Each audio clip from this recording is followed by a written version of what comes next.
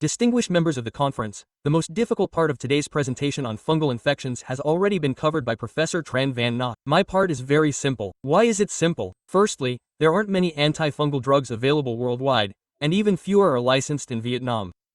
And among those available in Vietnam, even fewer are economically accessible to the majority of the population. Therefore, we don't have many options. I jokingly say that treating fungal infections only requires 2 sentences. The most important thing is whether or not to treat, which depends on Professor Nock's presentation. The Vietnam Respiratory Society and the Vietnam Society of Intensive Care and Toxicology have collaborated to produce 2 guidelines on the diagnosis and treatment of invasive fungal infections. The first version was released in 2017. In 2021, the second version was released and officially approved by the Ministry of Health. After 4 years, this year, the 2 societies are working together again, and as Professor Nock mentioned, we are preparing a third version. In this presentation, we will mainly introduce the version from the 2 societies. Regarding antifungal treatment, we know there are 4 principles or methods of treatment. First, prophylactic treatment when people do not yet have symptoms of fungal infection but only risk factors.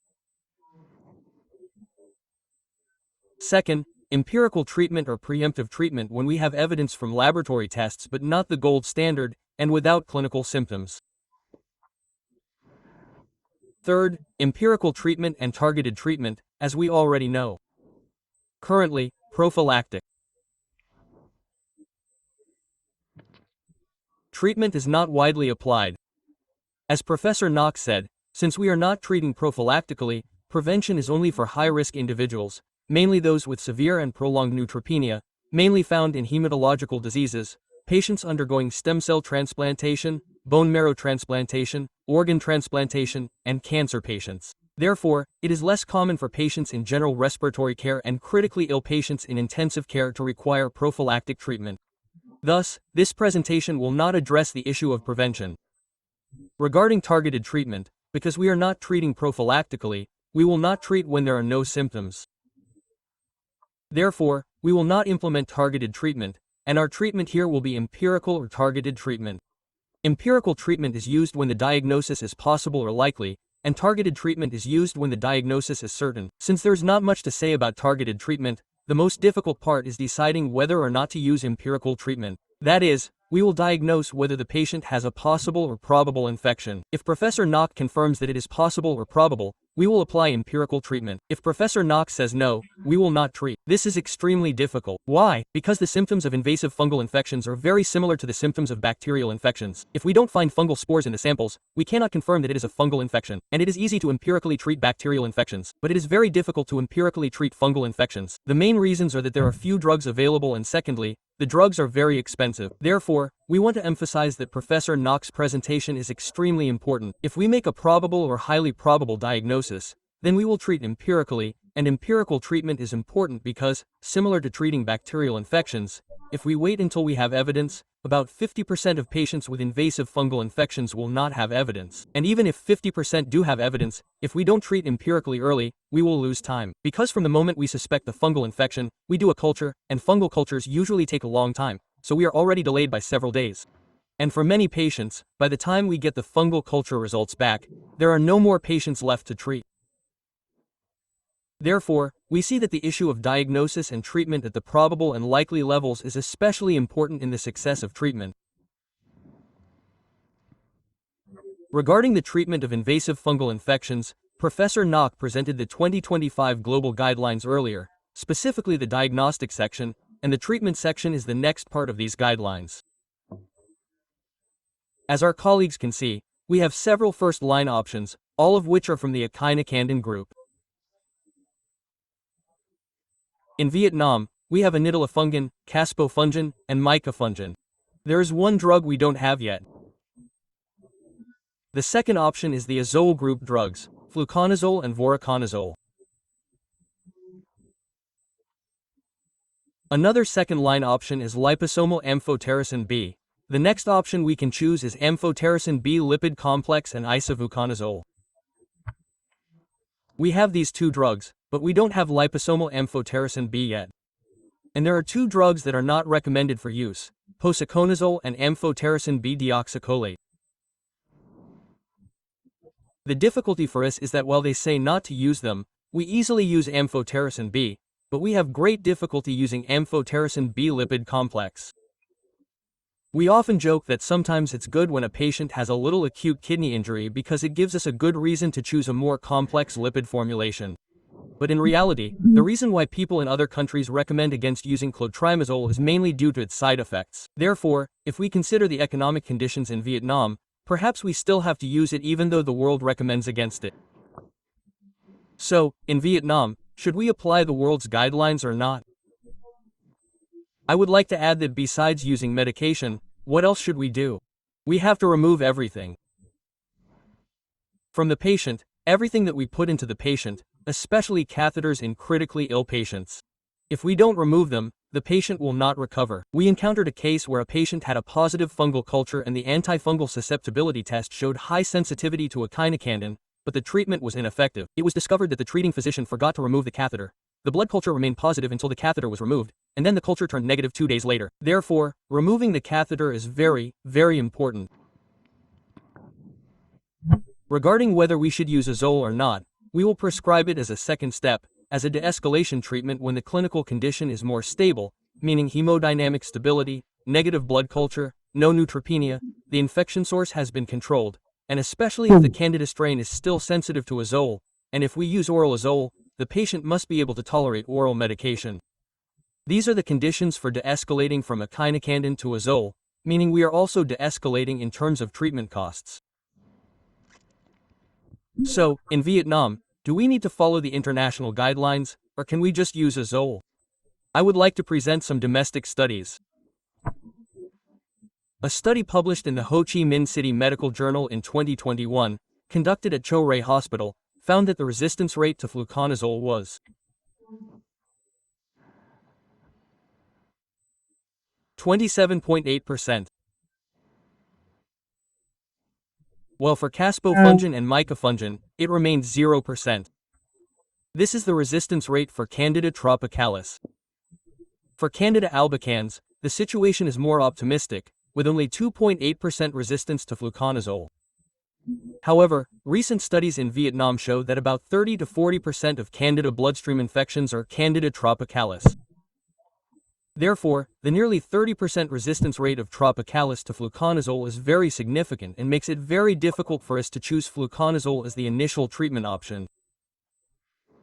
Meanwhile, we see that the resistance rate for echinocandins is still 0%.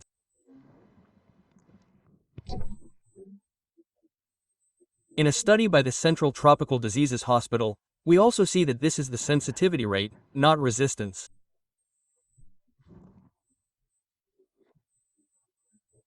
For Candida albicans, sensitivity to fluconazole, caspofungin, micafungin, and amphotericin B is good, but for tropicalis and parapsilosis, sensitivity to fluconazole is only about 60 to 66%.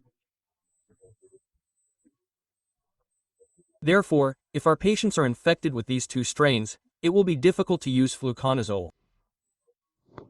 Thus, we believe that in Vietnam, we can apply the global treatment guidelines without hesitation. Therefore, our preferred choice will be one of the echinocandin drugs available in Vietnam, either caspofungin, micafungin, or anidilafungin, at the recommended dosage. However, in terms of clinical pharmacology, it is also suggested that for patients weighing over 80 kilograms, the dosage should be higher. An alternative option is to choose fluconazole with a loading dose of 800 milligrams followed by a maintenance dose of 400 milligrams. However, the condition for choosing this alternative treatment over the first-line treatment is that the patient is not severely ill, meaning they are not in shock and do not have multiple organ failure. The patient must not have previously received fluconazole, and our treatment facility should not have a resident strain of Candida that is resistant to azoles if we are treating empirically without culture results.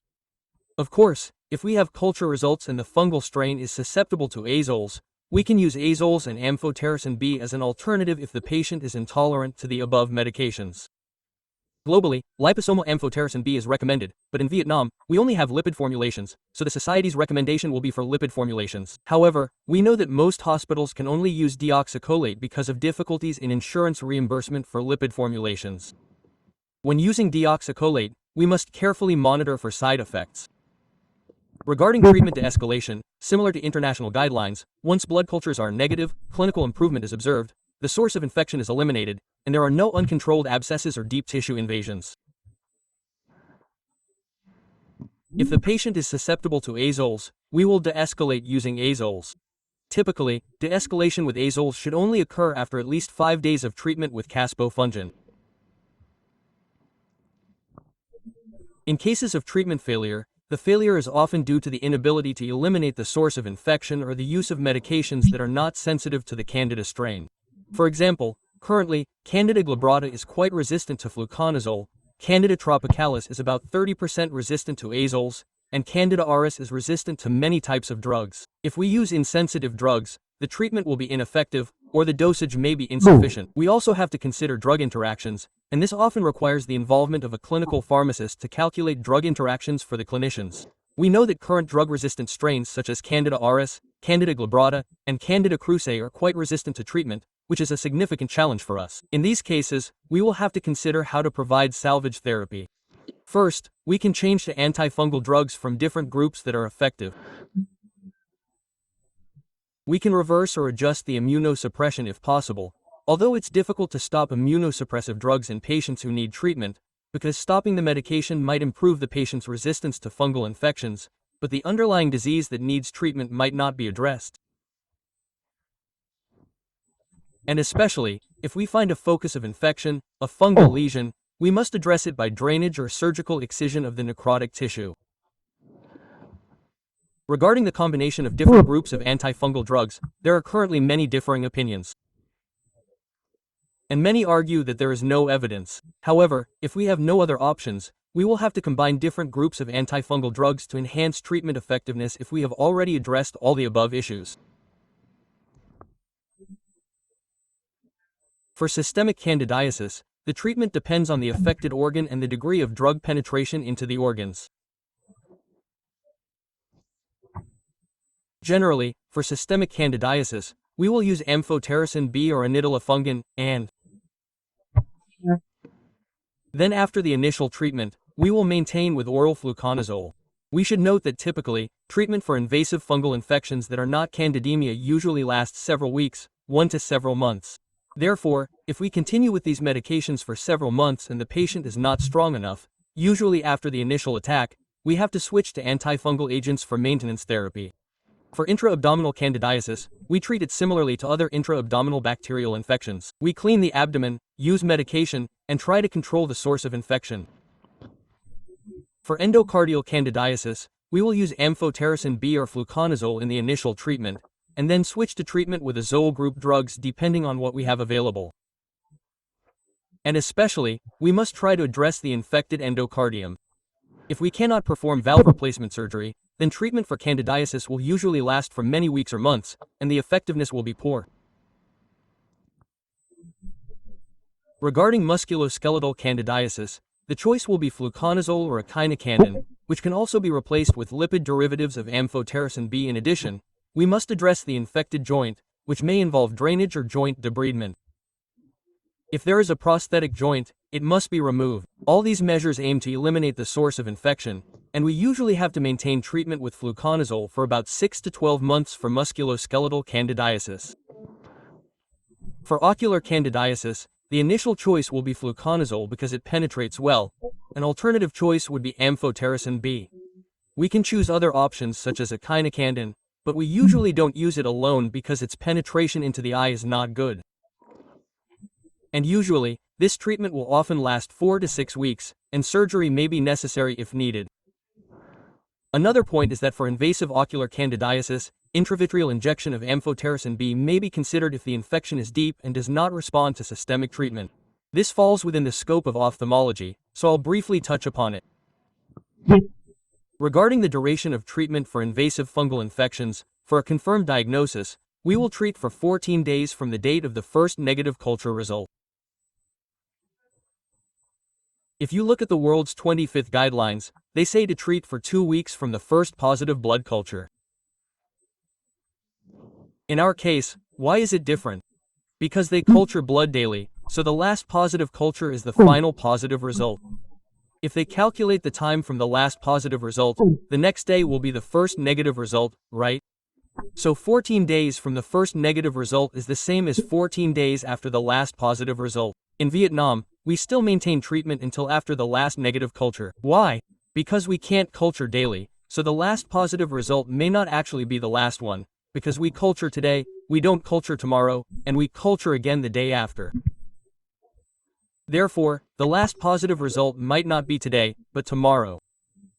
Finally, because we cannot guarantee daily blood cultures, we choose the first negative result as the starting point for ease and continue treatment for a full 14 days. If our colleagues can perform daily cultures, then these two concepts are not different. And of course, when we stop treatment and declare the patient cured, we must ensure that all clinical symptoms have disappeared, the fever is gone, the source of infection has been treated, and we have obtained at least 3 negative blood cultures.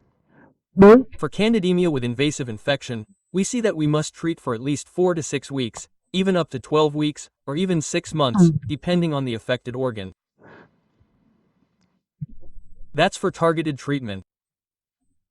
Regarding empirical treatment, it is more difficult because we don't culture anything positive and we don't know when it will become negative. Therefore, we will treat for at least 5 days. After 3 to 5 days, if it improves, we consider continuing treatment. If resources allow, we can treat for a full 2 weeks with EQ in. Otherwise, we can treat based entirely on personal experience, perhaps for about 7 or 8 days, and then try to escalation. If empirical treatment is ineffective after 5 days, we stop because we consider it a trial treatment to confirm the diagnosis. If the diagnosis is incorrect, we stop treatment and do not continue. That's about the treatment of invasive candida infection. Regarding the treatment of invasive aspergillus infection, the diagnosis is similar to that of candida, as Professor Nock has already presented, and we also encounter similar difficulties as with candida treatment.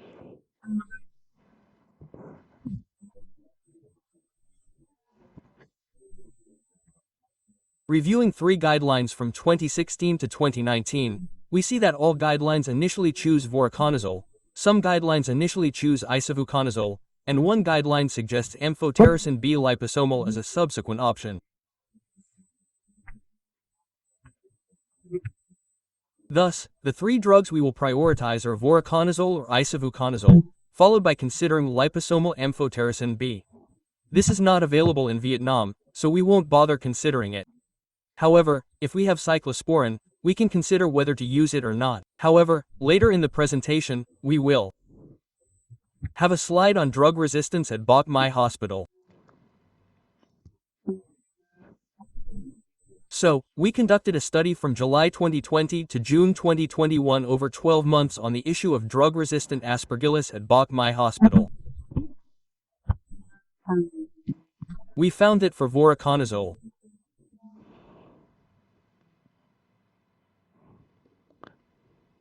the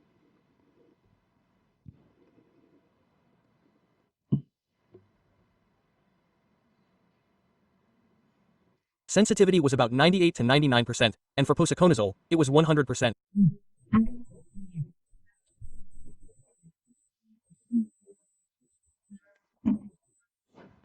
However, the resistance rate to amphotericin B for Aspergillus fumigatus was 94% and for Aspergillus flavus was 85%.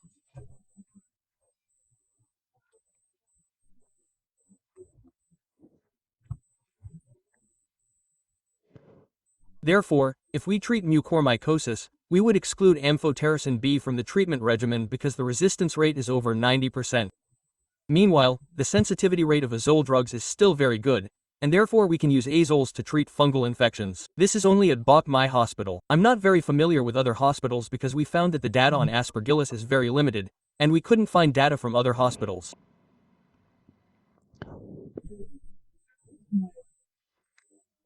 Based on the overall global guidelines and Vietnamese data, we see that for invasive pulmonary aspergillosis, the first choice would be voriconazole, or isovuconazole, or posaconazole. Currently, in Vietnam, we already have voriconazole and isovuconazole available. It is noted that for ordinary patients, voriconazole is preferred, but for patients with neutropenia, isovuconazole would be prioritized. Alternative choices according to global recommendations include amphotericin B, liposomal amphotericin B, or itraconazole. However, in Vietnam, we suggest that units should try to conduct antifungal susceptibility testing. Because at Bach Mai Hospital, we dare not use amphotericin B because the resistance rate is too high. Other options could be amphotericin B deoxycholate, amphotericin B lipid complex, caspofungin, or micafungin. However, these options usually have lower efficacy. Thus, aspergillus's priority is still voriconazole and isavuconazole. Besides medication, for pulmonary aspergillosis, we need to consider supportive measures, such as embolization or hemostasis if there is life-threatening hemoptysis. For invasive bronchopulmonary aspergillosis, in addition to medication, we can use amphotericin B for nebulization, and note that we should minimize factors that promote immunosuppression. For example, while I say this, it's not always feasible because patients with immunosuppression are the ones who get fungal infections, and they are immunosuppressed because they are being treated for their primary disease or we are treating their primary disease. So, saying this might be redundant. And if possible, we can consider removing necrotic tissue using bronchoscopy. This depends on each case, and respiratory physicians are very experienced in this. Regarding extrapulmonary aspergillosis, Aspergillus fungemia is very rarely isolated in the blood. At our hospital, when we see a positive blood culture for Aspergillus, we consider it a contaminant, and it's true that it's very rare.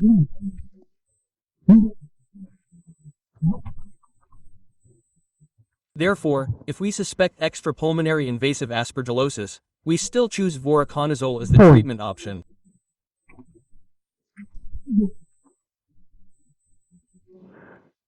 For the central nervous system, endocarditis, or arthritis and osteomyelitis, we primarily choose voriconazole, with amphotericin B as an alternative.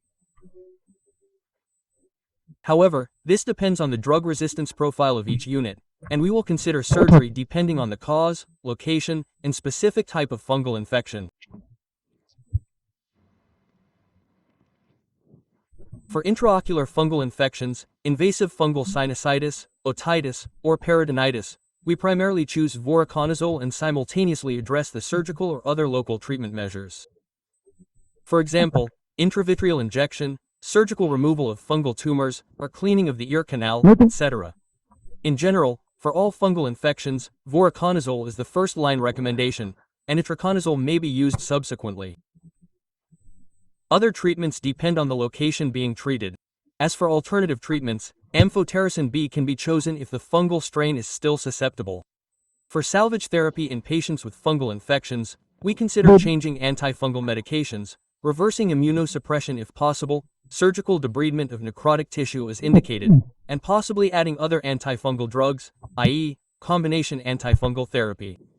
However, it is noted that when using antifungal agents, we must consider whether azole antifungals have been used before, the host factors, the pharmacokinetic factors of the drug, and the issue of resistance to azole antifungals. Therefore, when prescribing voriconazole or itraconazole, we still need to reconsider the patient's drug resistance status. And if voriconazole is ineffective, we should consider using amphotericin B, posaconazole, or an echinocandin. We can also combine two different groups of drugs to hopefully achieve efficacy. Regarding combination antifungal therapy, it is currently not recommended as a first-line option for all cases of fungal infections and suspected fungal infections. In cases where volcanozone has a MIC of less than 2 mg per milliliter, it is recommended to combine volcanozone with a substance from the echinocandin group or amphotericin B. If the MIC is greater than 2, we can choose amphotericin B or fluconazole combined with inidilafungin or posaconazole combined with caspofungin. That is, we combine drugs from different groups. However, a systematic